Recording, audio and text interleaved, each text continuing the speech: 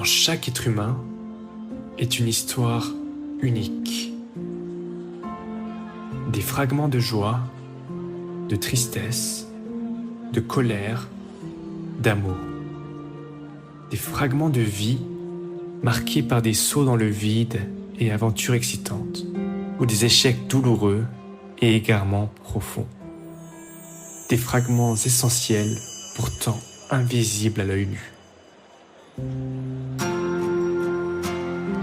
Qui sont ces inconnus que nous croisons tous les jours?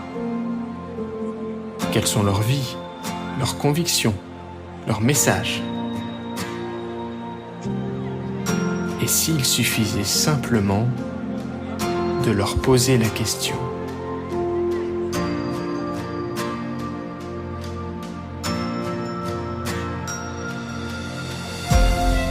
Dans ce podcast, nous allons à la rencontre de celles et ceux que l'on ne prend pas assez le temps d'écouter et qui ont pourtant tellement à nous apprendre. Chaque semaine, nous parcourons les villes et les villages pour recueillir les témoignages de femmes et d'hommes ordinaires, aux histoires pourtant singulières, voire extraordinaires. Ensemble, nous rassemblons les précieux fragments de vos existences pour croiser les regards et vous partager la richesse du monde qui nous entoure. Bienvenue dans le podcast qui vous donne la parole. Bienvenue dans Fragments d'essence.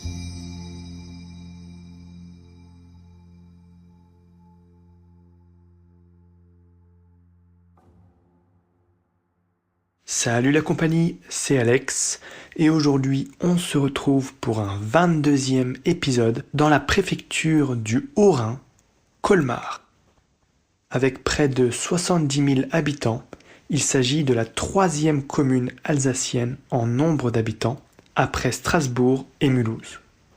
En l'an 823, il est fait mention pour la première fois du domaine carolingien de Columbarium dans une charte de l'empereur Louis le Pieux, fils de Charlemagne.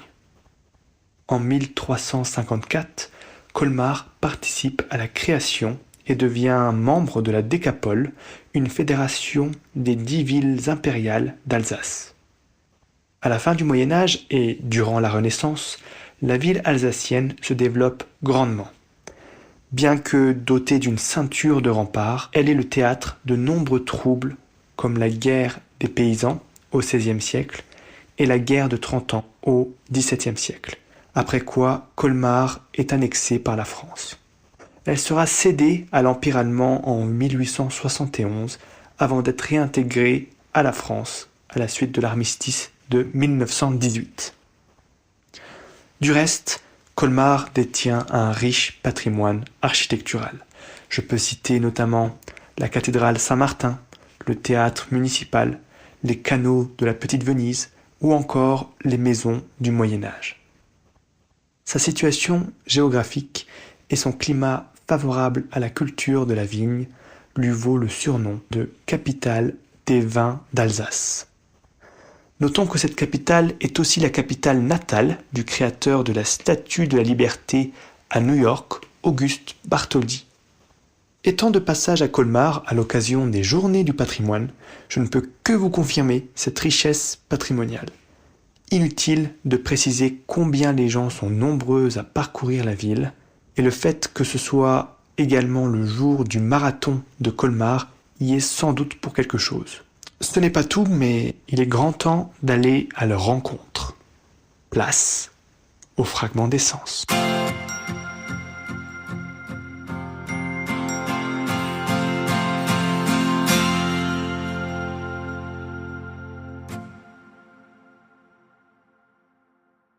Bonjour mesdemoiselles, ça vous tenterait quelques minutes? D'accord. Ok, super.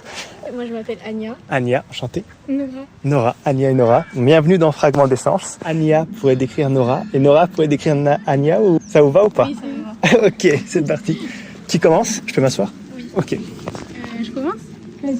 Ok, alors, un peu fofolle, généreuse et drôle. Ok. Moi je la vois drôle et gentille. Ok, bah, c'est de belles qualités. Quelle est votre vision du bonheur? Alors pour moi, le bonheur, c'est quand on est entouré des gens qu'on aime et aussi dans un bon cadre. C'est-à-dire quand on est bien, par exemple, on est aisé, on a de l'argent qu'il nous faut, etc. Voilà, pour moi, c'est ça, être dans un bon cadre avec les gens qu'on aime. Tout à fait. Moi, le bonheur, c'est la santé des proches et l'argent aussi, parce que un peu sans l'argent, on serait un peu rien. Ça y contribue, effectivement. Quelle est votre plus grande passion, Ania et Nora? Alors, moi, ma passion, c'est le sport. J'aime beaucoup faire du sport, surtout le volley. C'est mon sport préféré et aussi le handball. D'accord. T'en fais régulièrement en club aussi? Oui, je fais du volley en club. Super. Moi, j'aime bien maquiller et la mode aussi. Ok, d'accord, très bien. Est-ce que vous avez une figure d'inspiration? Ça peut être une personnalité connue ou pas connue? Moi, personnellement, c'est mon père. J'aime bien sa manière d'être, sa personnalité et aussi dans quoi il travaille. Voilà, j'aimerais bien être comme lui plus tard. Ok. Il travaille dans quoi? En Suisse, dans un cadre pharmaceutique. D'accord, super. Moi, personnellement, c'est ma tante parce que c'est une femme mature qui travaille bien et qui se respecte à sa juste valeur et qui est à fond dans la religion. Ok. Qu'est-ce que l'amour? Alors pour moi, l'amour, c'est pas forcément entre sexes opposés, ça peut être aussi entre amis, etc. Parce que l'amour, c'est surtout un sentiment qu'on a quand on se trouve avec une personne avec qui on se sent en sécurité, avec qui on est heureux. Donc pour moi, ça peut être avec plein de personnes différentes. Effectivement. Moi, pour moi, l'amour, c'est quand on est avec une personne et qu'on apprécie le moment, qu'on n'oubliera jamais le moment et que on la trouve unique, la personne. Voilà. Effectivement, ça laisse des traces mémorables. Ça se vit. Oui, voilà. Est-ce que vous avez un message à faire passer aux personnes qui nous écoutent? Le premier qui vous vient à l'esprit, ça peut être un message d'ordre global, général ou plutôt personnel, c'est comme vous voulez. Bah, soyez heureux, profitez de la vie et soyez vous-même surtout. Super message, très spontané. Profitez de toutes les personnes que vous tenez à cœur avant que ça soit trop tard. T'as raison. Quelle est la petite chose du quotidien, là, aujourd'hui, qui vous a rendue heureuse ou qui vous rend heureuse? Être avec Nora. J'allais dire la même chose. Ah bah c'est super, vous êtes meilleure amie? Oui, Ok, vous êtes connus depuis quand? depuis à peu près un an. D'accord. Qu'est-ce que la grandeur pour vous? La grandeur d'âme, la grandeur d'esprit, qu'est-ce que c'est pour vous? Pour moi, la grandeur, c'est être sage et aussi être mature. C'est quand on est tellement mature qu'on est un exemple pour les autres. Pour moi, c'est ça, c'est comme ça que je vois la grandeur. Effectivement. Je trouve son raisonnement, il est juste. Il est bien. Ouais. Est-ce que vous auriez un livre, un film, une chanson, une musique, quelque chose qui vous tient vraiment à cœur et que vous aimeriez partager aux personnes qui nous écoutent? Je réfléchis. Oui, bien sûr, il y en a tellement, je comprends. Alors, pour moi, une musique qui me tient vraiment à cœur, c'est De rien pour la douceur. De rien pour la douceur. Oui, voilà. Je trouve que les paroles qu'il y a dans cette chanson, en fait, elles sont un peu dures à comprendre, mais elles sont très philosophiques et quand on le vit, on peut vraiment bien les comprendre. Et c'est vraiment quelque chose qui touche quand on entend les paroles. En fait, on a l'impression que quand on entend ça, on grandit. Ça donne des idées dans la vie, ça donne envie d'être heureux, ça rend mature, je trouve. Ok, ah, je connaissais pas. Ouais, ça donne des idées. Merci. Ah oui, par rapport à l'école. Je sais pas du coup si vous avez un domaine de spécialité ou enfin s'il y a une matière qui vous tient à cœur en particulier. Si oui, laquelle déjà pour commencer? Alors pour moi, c'est le français. Le français, ok. Pour moi, c'est la physique-chimie. D'accord.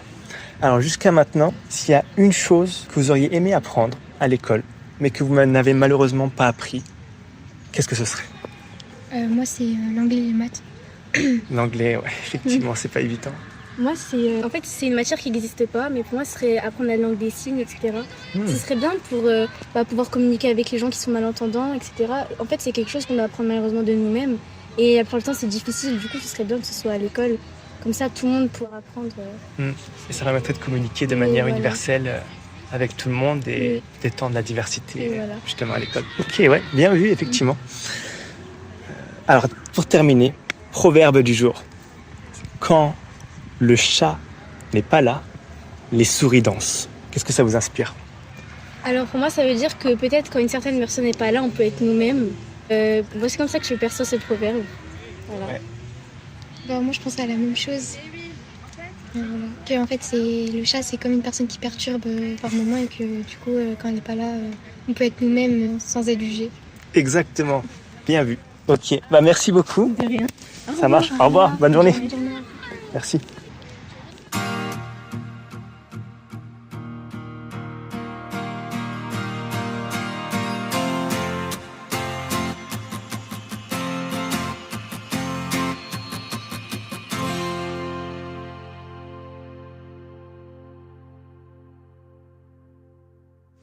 Bonjour monsieur. Voilà, est-ce, dites-moi tout. est-ce qu'on peut connaître votre prénom dans un premier temps? Philippe, Philippe, enchanté Philippe. bonheur, on se construit soi-même. Hein. Quand même. Hein, vous voyez ce que je veux dire? Si on a du caractère, on est heureux. Si on n'a pas de caractère, on est malheureux. Donc on se fait écraser si on n'a pas de caractère, c'est ça? Non, non, il faut être gentil avec tout le monde. Il ne faut pas être sympa forcément avec tout le monde. Vous savez, on ne mange pas tout. Alors, quand ça ne convient pas, vous ne le mangez pas. Et ben, quand une personne ne vous convient pas, il faut mieux l'éviter que de se prendre dans la tête. Effectivement, Oui, c'est une belle métaphore. Parce que je suis très pragmatique. Vous savez, je suis pas faux cul. C'est comme ça avec moi. Si ça te plaît, c'est bien. Si ça te plaît pas, ben, tu me fréquentes pas, c'est pas possible. Oui. Et ça m'évite beaucoup de soucis. Oh là là. Oh Dieu. Je veux dire, ceux qui ne partagent pas mes opinions, ils sont qu'à rester avec leurs opinions. Moi, je resterai avec les miennes. Quelle est votre plus grande passion, Philippe? Ma passion, moi, c'est la montagne. La montagne. Ok. Vous avez fait beaucoup de balades en montagne? Champignons, tout ce qui traîne dans la montagne. Surprendre les animaux sauvages, des trucs comme ça j'adore. Ok. Et ça, j'aime bien. C'est pour ça que je suis un peu solitaire. Et c'est pour ça que la nature me donne tellement de bonheur que je n'ai pas besoin de l'être humain pour ça. Vous comprenez? Je comprends. Parce que quand vous promenez dans les Vosges qui sont tellement belles, vous avez des ruisseaux, des rivières, si vous prenez de temps en temps une bête sauvage, ici, ça a un bonheur indéfinissable. C'est pas comme ici, vous voyez, les gens, ils savent même plus dire bonjour. Une bête, au moins, elle vous regarde, mais là, ils ne vous regardent même plus. Vous voyez ce que je veux dire? Alors, on n'est plus contre les animaux, et vous savez, j'ai même 74 ans. Et avec ça, vous voyez, moins je fréquente la race humaine, mieux je me porte. Vous comprenez ce que je veux dire? Alors, la politique ici, c'est des menteurs, les tricheurs, les réquisitions de notre bien. Vous trouvez normal que quand vous avez une maison, que vous allez travailler d'arrache-pied pour l'avoir, que vos héritiers doivent payer quelque chose? Personne ne devrait payer, même pas supposons que vous n'aviez pas d'héritier, que c'est un neveu, pourquoi il devrait payer quelque chose qui n'appartient pas à l'État, qui nous appartient à nous, puisque nous avons travaillé ça. Alors c'est pour ça que l'humain, il me déçoit tellement. Et tout le monde dit oui, amen. Et alors on a des députés qui sont là-bas, je me demande pourquoi ils sont à la Chambre des députés. Vous voyez ce que je veux dire? Et ça, j'en veux plus. S'il y a un événement marquant qui vous a touché dans votre vie et que vous aimeriez partager, qu'est-ce que c'est? Moi, l'événement de ces derniers temps, c'était l'ouverture des Jeux Olympiques. Okay. Vous voyez, je ne suis pas contre les homosexuels ou contre ci, contre ça. Le truc, l'ensemble, il était bien. Mais il y a une certaine tenue à avoir quand on représente la France. J'ai trouvé ça déplacé. Tout le monde, tous les pays étrangers, vous savez, on n'habite pas loin de l'Allemagne, ils ont dit, yeah, c'est ça la France. Regardez maintenant, je vais vous raconter une chose. Vous rentrez dans un village, ils font des dos d'âne, des trucs. On n'arrive presque plus à, si vous avez une Porsche, vous grattez, tellement que c'est haut. Napoléon, qui était intelligent, il élargissait les routes pour que ce soit fluide. Nous, on les rétrécit. Alors dites-moi si on est intelligent. L'évolution, ben, j'ai 74 ans, je l'ai vu surtout dans mais pas dans l'intelligence. Est-ce que vous avez une figure d'inspiration? Ça peut être une personne connue ou pas connue. Vous savez, parce qu'il y a des figures connues qui disent des bêtises et qui disent des trucs très intelligents. Et il y a des figures, vous voyez des fois, des gens que j'aime bien et d'un coup ils sortent des bêtises. Bon, j'ai dit, mais non, mais je pensais quand même qu'il est... Et après, il va sortir quelque chose qui me convient. Vous voyez ce que je veux dire? Oui. C'est pour ça que j'ai dit, vous ne pouvez pas juger tout de suite, vous voyez. Alors, je préfère ne pas juger plutôt que de dire, oh, mais c'est un imbécile. Pourquoi? C'est pas un imbécile. Parce qu'il a des fois des idées qui rejoignent les tiennes. Alors, tu vois, vous voyez ce que je veux dire? Alors, c'est délicat d'avoir un jugement sur quelqu'un. Vous voyez ce que je veux dire? Sur un sujet, oui. Mais philosophiquement, comme vous parlez, c'est pas possible. Ok. Voilà. Et est-ce que vous avez un livre, un film, une chanson qui vous tient à cœur, que vous aimeriez partager aux personnes qui nous écoutent? Moi, dans le port d'Amsterdam, Jacques Brel. Parce que la première fois que je suis allé à Amsterdam, j'étais batelier du Rhin. Je naviguais sur le Rhin. Ah, c'est magnifique. Et je suis rentré dans Amsterdam et j'ai visité, bon, bien sûr, le port d'Amsterdam. Et je connaissais déjà la chanson, parce que c'était quand même... La première fois, c'était en 65. J'avais pas tout à fait 15 ans. Et quand je fermais les yeux et j'écoutais cette chanson, je voyais vraiment Amsterdam de l'époque. Ah, ok. Vous voyez ce que je veux dire? Vous avez C'est ça. vécu Amsterdam alors? Non, j'ai pas vécu. Un Moi, petit peu. j'étais quelques fois à Amsterdam et quand je me promenais comme ça et tout ça, vous voyez, ça me faisait plaisir, vous voyez, de voir. Et Brel, à l'époque, il avait très bien décrit Amsterdam. Vous voyez, les moules frites et si. J'ai trouvé ça formidablement intelligent comme chanson. Ok. Un descriptif adorable. Vous voyez ce que je veux dire? Proverbe du jour, Ouais. qui est quand le chat n'est pas là, Les souris dansent. dansent. Qu'est-ce que ça vous inspire? Ça, souvent, chez les patrons, vous savez, quand j'étais patron, j'étais aussi employé. Et je peux vous garantir que quand vous lâchez la bride, il y a beaucoup de choses qui se font qui vous déplaisent. Vous voyez? Alors, il ne faut pas toujours dire la faute au patron, pas toujours dire la faute à l'employé. Parce qu'il y a des patrons que c'est des imbéciles qui ne savent pas faire décompresser les gens. Alors ça, c'est toujours die. Non, ça va pas, on n'est pas des bêtes. Si, on est des bêtes de travail, des bêtes de somme, mais on n'est pas des bêtes. Vous voyez ce que je veux dire? Et alors, vous avez aussi les ouvriers, vous savez, j'ai déjà entendu, j'ai piqué ça au patron et tout ça. J'ai dit, mais le patron est obligé de l'acheter, et après tu lui demandes une augmentation. J'ai dit, mais réfléchis à ce que tu fais là. Réfléchis, reste honnête, et le patron, il sera peut-être honnête aussi avec toi. Ouais. Et quand le patron, vous croyez qu'il est bête, d'un coup, il dit, tiens, il manque 10 sacs de ciment, c'est le truc, ou 10 kilos de farine chez le boulanger, ou des trucs comme ça. Vous croyez que le patron, il est bête, qu'il s'en aperçoit pas. Alors, je dis, l'augmentation, tu t'assois dessus. Et c'est toujours les mauvais qui font punir les bons. Malheureusement.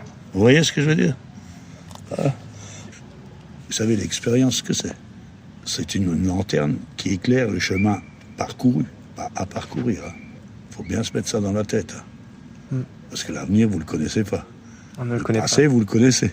Alors je disais toujours, l'avenir, il n'y a pas de lumière dans l'avenir. C'est à vous de créer l'avenir, c'est à vous de choisir. Parce que l'expérience, c'est la lanterne qui éclaire le chemin parcouru. Mais bien sûr que ça vous avantage. Ouais, il y a encore vous voyez beaucoup de ce que je chemin veux à dire? parcourir. Parce que plus vous connaissez de choses, mieux vous vous sentez bien. Parce qu'il y en a qui disent, moi, je sais, mieux je me porte. Non, parce que tu es un imbécile. J'ai jamais vu quelqu'un d'intelligent dire, moi, je sais, mieux je me porte. Ça n'existe pas chez les gens intelligents. Qu'est-ce que je veux dire? Je comprends très bien. Merci beaucoup, Philippe. Bonne journée à vous. Bonne C'est journée. comment vous, le prénom? Alex. Alex, ok. Alors, Alex, continuez comme ça, vous êtes bien sympa. Merci Et beaucoup. ça fait plaisir de rencontrer des gens sympas. C'est réciproque. Merci beaucoup, Philippe. Allez, Bonne journée. Bonne journée à vous. Au revoir.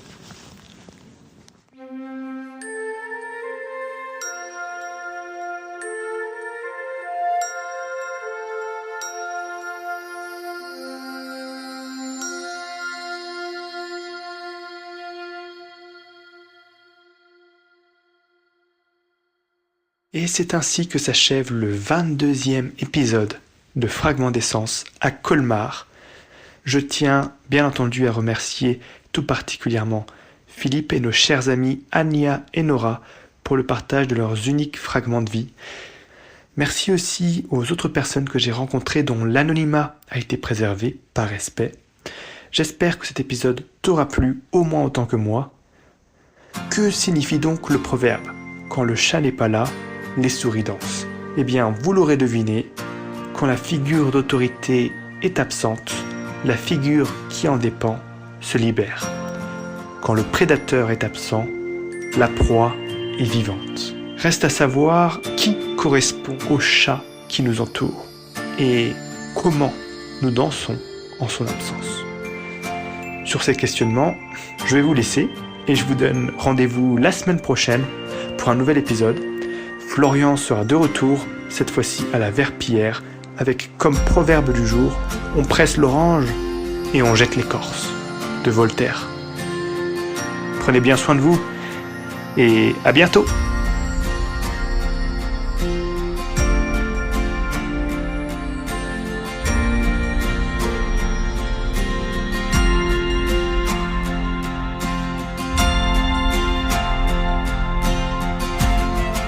Merci d'avoir écouté cet épisode jusqu'au bout. Si tu l'as apprécié et si tu souhaites nous aider à reconstituer ces fragments d'essence, le mieux c'est de partager le podcast à tes proches. C'est notre meilleure communication et ça aide considérablement notre travail à gagner en visibilité. Tu peux aussi nous donner 5 étoiles sur Spotify ou iTunes et laisser un commentaire pour nous faire part de tes avis et suggestions. N'hésite pas à nous écrire et nous mentionner sur Instagram pour que l'on puisse te repartager. Et enfin, si tu en as l'envie, tu peux faire un don sur Buy Me a Coffee pour couvrir nos dépenses matérielles et nos déplacements.